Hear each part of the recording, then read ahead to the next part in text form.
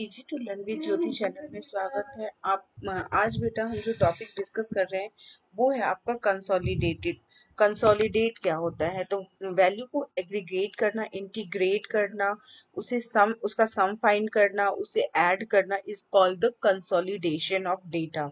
तो आइए इस चीज को हम प्रैक्टिकली करके देखते हैं और कैसे ये इम्प्लीमेंट होता है ये भी हम सीखेंगे आज के इस वीडियो में। तो यहाँ जस्ट टाइम सेविंग के लिए मैंने एक टेबल क्रिएट कर रखा है जिसमें मैंने नेम के बेसिस पे कुछ बच्चे हैं, कुछ स्टूडेंट्स हैं, उनके डेटा को कलेक्ट करा है, उनके डिफरेंट सब्जेक्ट्स के मार्क्स लिए हैं PT1 and half yearly exam के लिए। एट रैंडम मैंने कोई सा भी नाम ले लिया है और कोई सा भी अज्यूम किया है मार्क्स को कि आउट ऑफ 40 PT1 में बच्चे ने ये मार्क्स ऑब्टेन करा है और मैंने इसे PT1 का नाम दे दिया इस सीट को। इसी तरीके से मैंने हाफ ईयरली एग्जाम के नाम से दूसरा सीट बना लिया और उसमें सेम बच्चों का उसी सब्जेक्ट्स में मार्क्स एंटर कर दिया आउट ऑफ 80। अब मैं चाह रही हूँ कि PT1 एंड हाफ ईयरली इन बच्चों का कंसोलिडेट होके मेरा नेक्स्ट सीट पे आ जाए। तो इसके लिए हमें क्या करना होगा? प्रोसेस हम यहाँ से स्टार्ट करते हैं। सबसे पहले आप क्या करें, इस रेंज को सेलेक्ट करें जो मेरा PT1 सीट 1 था। PT1 इसमें जो डेटा है उसे सेलेक्ट किया और इसका रेंज डिफाइन कर देते हैं। डेटा में गए, डिफाइन रेंज, और यहाँ मैंने नाम दे दिया इसे। ध्यान रखिए ये कंटिन्यूअस होना चाहिए। अगर आपने स्पेस दे के नाम को सेव किया है तो वो आपका इनवैलिड बोलेगा। Range 1 and then okay. इसके बाद आप करें हाफ ईयरली। हाफ ईयरली में भी सेम प्रोसेस करना है।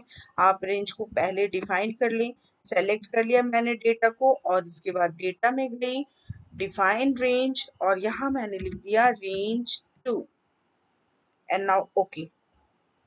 अब क्या करना है, उस सीट पे जाइए जहां की आपको डेटा को कंसोलिडेट करना है। तो मैं अपने डेटा को इस सीट पे कंसोलिडेट करना है और मैं चाह रही हूँ कि PT1 एंड हाफ ईयरली के मार्क्स सभी बच्चों के ऐड होके इस सीट पे आ जाए। तो इसके लिए आपको क्या करना होता है, डेटा में जाएंगे और कंसोलिडेट। कंसोलिडेट में यहाँ पे आपको फंक्शन इन द सेंस कि आप कौन से बेस पे इंटीग्रेट करना चाह रहे हैं वैल्यूज को।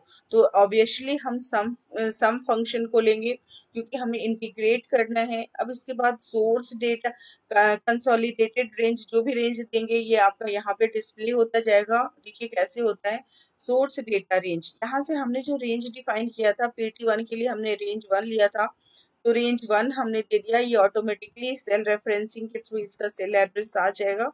ऐड कर दीजिए। ये आपने एक रेंज को ऐड कर दिया। दूसरे रेंज को, हाफ ईयरली एग्जाम की वैल्यू को हम सेलेक्ट करते हैं बाई रेंज 2 और इसे भी ऐड कर दें।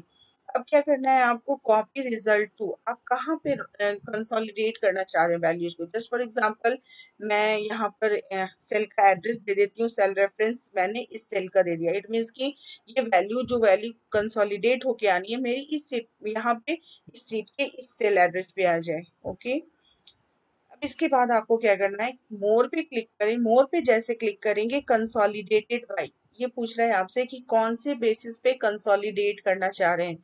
तो मैं रो लेवल, इट मीन्स कि ये सारे रोज को यहाँ पे कंसोलिडेटेड सीट में लेके आएगा। एंड कॉलम लेवल, अगर मैं कॉलम लेवल को सेलेक्ट करती हूँ तो यहाँ पे स्टूडेंट्स के मार्क्स दिखाएगा। रो लेवल सारे स्टूडेंट्स को लेके आएगा एंड कॉलम लेवल सारे सब्जेक्ट्स को, हमारे केस में, हमारे इस सेट के केस में सारे कॉलम्स को डिस्प्ले करेगा। और link to source data, link to source data जैसे हमने टिक किया, इट मीन्स कि अगर PT1 में कोई मार्क्स आप चेंज करते हैं तो उसका रिफ्लेक्शन आपके कंसोलिडेटेड सीट पे भी दिखेगा। ठीक है, आइए हम इसे अब इम्प्लीमेंट करते हैं बाय क्लिकिंग ऑन ओके।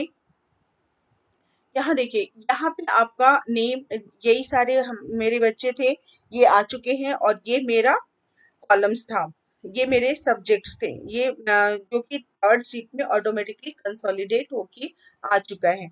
अब इसे एलोबरेट करके देखते हैं ये कैसे वर्क कर रहे हैं कि क्या ये सच में राहुल का मार्क्स कंसोलिडेट होना चाहिए। PT1 एंड हाफ ईयरली का मार्क्स ऐड कर लेते हैं। अब ये ध्यान में रखिए, ये 120 आ रहा है।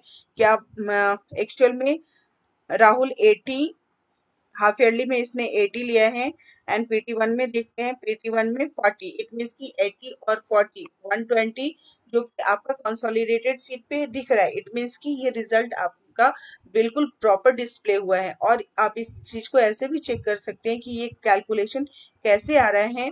यहाँ पे लेफ्ट मोस्ट साइड में देखेंगे ये प्लस का बटन है, जैसे ही मैंने प्लस पे क्लिक किया ये सारे इसके डिटेल को डिस्प्ले कर रहा है। रेंज इसे मैं कॉलम की विड्थ को बढ़ा देती हूँ। अब देखिए राहुल रेंज 1, इट मीन्स कि राहुल का जो रेंज 1 था, PT1 का मार्क्स था वो था 40 एंड राहुल दूसरे सीट पे जो राहुल का इंग्लिश सब्जेक्ट में मार्क्स था वो था 80 और राहुल का कंसोलिडेटेड सीट पे जो मार्क्स है वो है 120। इसी तरीके से इसने सबके लिए सेम प्रोसेस को रिपीट करा है। यहाँ डिफरेंट सारे सब्जेक्ट्स में आप देख रहे हैं PT1 के मार्क्स, PT2 के marks and then consolidated value. जैसे ही आप माइनस पे क्लिक करेंगे ये आपका सिर्फ ओनली कंसोलिडेटेड वैल्यू ही डिस्प्ले होगा। इस तरीके से आपने देखा कि कंसोलिडेशन ऑफ डेटा हम ओपन ऑफिस कैल्क में कितनी आसानी और इजी वे में करते हैं by row level, column level and link to source data. अब आइए हम लिंक टू सोर्स डेटा को भी चेक कर लेते हैं। जस्ट फॉर एग्जांपल अभी राहुल का marks English English consolidated seat पे इंग्लिश में राहुल का मार्क्स 120 है।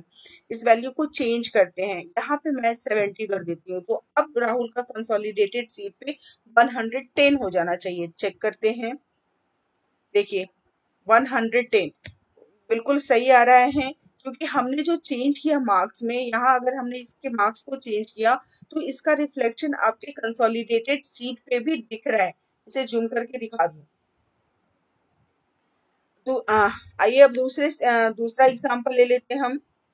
एक सेकेंड में जूम कर दूं इसे। यस, मैं दीपक के मार्क्स को चेंज करती हूँ। कंसोलिडेटेड सीट में इंग्लिश में दीपक को 100 मार्क्स आए हैं।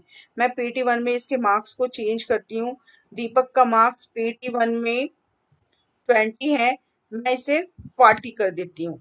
तो अब आपका कितना हो जाएगा कंसोलिडेटेड चेंज? देखिए ये आपका 100 था पहले, जैसे ही हमने 20 पॉइंट्स बढ़ाए तो यहाँ भी इसका कंसोलिडेटेड में सम 20 पॉइंट ऑटोमेटिकली बढ़ गया। ये होता है आपका link to source data. Source data में हमने चेंजेस किया तो इसका रिफ्लेक्शन आपको कंसोलिडेटेड सीट पे भी देखने को मिल रहे हैं। आई होप आपको ये बिल्कुल क्लियर हो गया होगा। तो मिलते हैं आपसे नेक्स्ट वीडियो में, तब तक के लिए बने रहिए मेरे साथ एंड कीप वॉचिंग